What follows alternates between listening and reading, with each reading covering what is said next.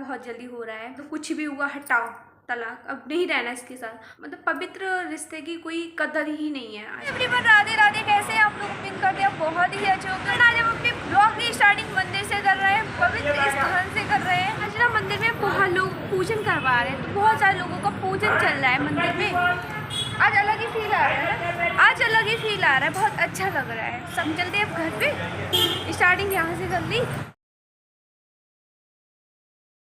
भैया जी है खोया बनाने वाली मशीन, इससे बनता है खोया, मगर अभी नहीं बनना है इसमें। तो हम मंदिर से आ गए थे और हमने ब्लॉग कोई शूट नहीं किया था, सर ऑफिस चले गए हैं। फ्रेंड मेरे मन में एक बात, मन में नहीं, मैं आंखों से अपनी देख रही हूँ कि मतलब जब भी फ़ोन खोलो या फिर किसी का कुछ भी सुनो तो तलाक बहुत जल्दी हो रहा है। कि छोटी सी बात हुई तलाक दे दिया, मतलब कुछ भी हुआ हटाओ तलाक, अब नहीं रहना इसके साथ। मतलब लोगों ने शादी के लिए एकदम मजाक बना के रख लिया है। मतलब पवित्र रिश्ते की कोई कदर ही नहीं है आजकल किसी को भी। मैं एक सत्य घटना बताने जा रही हूँ, सत्य घटना आई है, उसे आप लोग सुन लेना। अगर आप भी तलाक देने वाले हैं तो आपका भी मूड चेंज हो जाएगा, एक बार ज़रूर सुनिएगा। एक हस्बैंड और वाइफ होते हैं, उन दोनों में झगड़ा हो जाता है। हस्बैंड ने वाइफ को लपेट लिया, मार लिया, 2-4 थप्पड़ मार लिए। इसी बीच क्या होता है, वाइफ ने सैंडल उठा के फेंकी थी, तो वो सैंडल हस्बैंड के सर पे छूते हुए निकल गई, लगी नहीं थी, छूते हुए निकल गई थी। तो इसी पे भैया बवंडर खड़ा हो गया। लड़के ने बाहर कह दिया सबसे, तो फिर क्या हुआ, फिर तो रिश्तेदार घर वाले सब कहते हैं अरे ये तो तौहीन है, हाय परिवार की नाक कट गई, अब इसे मत रखो, इसे निकालने में भलाई है, वरना हमारा वंश डूब जाएगा, सत्यानाश हो गया, कहाँ ये। तो मतलब ऐसे करके कलेश कर करके घर तोड़वा दिया, लड़की को दूर करवा दिया, लड़के को दूर करवा दिया। और जबकि उनकी शादी को 7 साल हो गए थे, उनकी एक बेटी भी थी, 5 साल की एक बेटी थी उनकी, दोनों को दूर करवा दिया। मतलब 7 साल का पवित्र रिश्ता तोड़वा दिया उसे।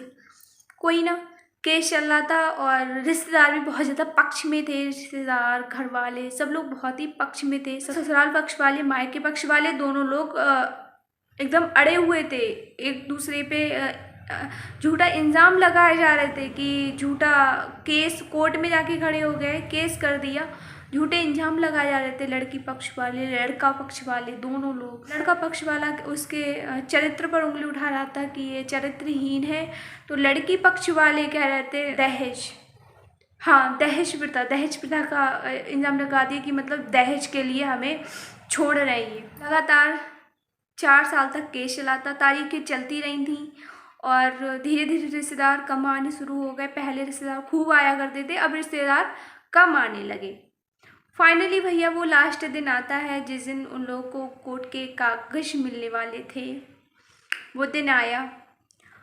इत्तेफाक था कि मतलब जिस बेंच पे लड़की बैठी थी उसी बेंच पे जाके लड़का बैठ गया, दोनों ने चाय के लिए। इत्तेफाक से रिश्तेदार दोनों पक्ष वाले एक उसी टेबल पे बैठ गए आमने सामने। रिश्तेदार भी बातें करने लगे। लड़की ने लड़के से पूछा धीरे से, कैसे हो तुम? लड़के ने कहा हाँ ठीक है। तो फिर बस ऐसी उनकी बातें होती रहीं। तो लड़के ने पूछा अब कैसी हो तुम, तुम्हारे घुटने का कमर दर्द कैसा है? लड़की ने कहा हाँ ठीक है, कभी वोफ्रॉन कभी कॉम्फ्लॉन, बस यही चलता रहता है, बाकी सब ठीक है। फिर वो दोनों लोग एक दूसरे को देख रहे थे और विचार कर रहे थे मन में कि मतलब ये कितनी अच्छी थी, कितना ख्याल रखती थी मेरा, कभी ये मेरी पत्नी हुआ करती थी। और लड़की सोच रही थी कि कितना ख्याल रखते थे मेरा, सीधे साधे तो थे, कितने अच्छे थे, मैंने खाली इन पे झूठा इल्ज़ाम लगाया। लड़के ने कहा था सॉरी मैंने तुम पे झूठा इल्ज़ाम लगाया। तो लड़की ने कहा मैंने भी तो तुम पे लगाया था, मुझे ऐसा नहीं करना चाहिए था। दोनों की आंखों में आंसू आ जाते हैं, फिर चुप बैठ जाते हैं। वाइफ ने हस्बैंड से पूछा कैसी है तुम्हारी अस्थमा? हस्बैंड ने कहा डॉक्टर ने जवाब दे दिया है कि तुम्हारे पास मात्र 2 साल है। ये सुन के लड़की घबरा गई कि बस अब चुप रहो, अब आगे कुछ भी मत कह देना। हस्बैंड ने कहा मुझे तुम्हें 25 लाख रुपए देने हैं और 10,000 रुपये महीना देना है। लड़की ने कहा ठीक है। तो कहा मेरे पास पैसे तो नहीं है, एक प्लाट उसने बताया था, वो प्लाट है 50-60 लाख रुपए का होगा, ले लेना, बिट्टू की शादी के काम आएगा। उसी प्रेम के साथ वाइफ ने मना किया था कि अगर आपके पास नहीं है तो रहने दो, मैं इसी में काम चला लूँगी।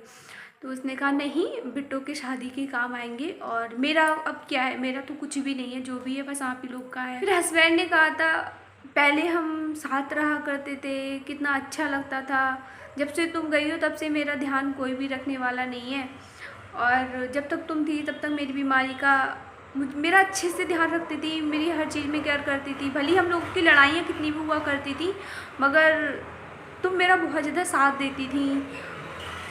स्टीम के लिए पानी गर्म करती थी, मुझे कुछ भी हो जाता था हर चीज़ पे तुम मेरा ध्यान रखती थी। लड़की ने कुछ नहीं कहा, वो लड़की शांति बैठी रही। लड़के ने कहा था कि क्या अब हम नहीं आ सकते दोबारा से? तो लड़की ने कहा था मतलब हम दोनों लोग आपस में पहले की तरह रहें, हस्बैंड वाइफ बन के, और हम अब दोबारा से अपनी ज़िंदगी बसा लें। दोनों लोग खुश हो गए। तलाक के कागज़, बोले तो ये कागज़ का क्या होगा? बोले कागज़ का क्या होगा, उन्हें लिया और फाड़ दिया। वैसे ही वाइफ ने किया, वैसे ही उसके हस्बैंड ने किया। दोनों लोगों ने जो तलाक के कागज़ थे, तलाक के कागज़ फाड़ दिए और दोनों लोग हाथ पकड़ लिए। दोनों लोगों ने एक दूसरे के अपने घर की तरफ चल दिए। रिश्तेदार हैरान हो गए कि ये हो क्या रहा है। दोनों लोग अपने घर की तरफ निकल दिए, जहाँ सिर्फ और सिर्फ उन्हीं का घर था और किसी का नहीं। तो इस कहानी से हमें बस इतनी सीख मिलती है कि मतलब चाहे रिश्ते कितने भी हों, सभी रिश्ते अच्छे होते हैं। मैं नहीं कहूँगी कि किसी रिश्ते से दूरियां बनाई जाएं। सभी रिश्ते अच्छे होते हैं, सभी बढ़िया होते हैं, अपनी अपनी जगह सब बढ़िया होते हैं।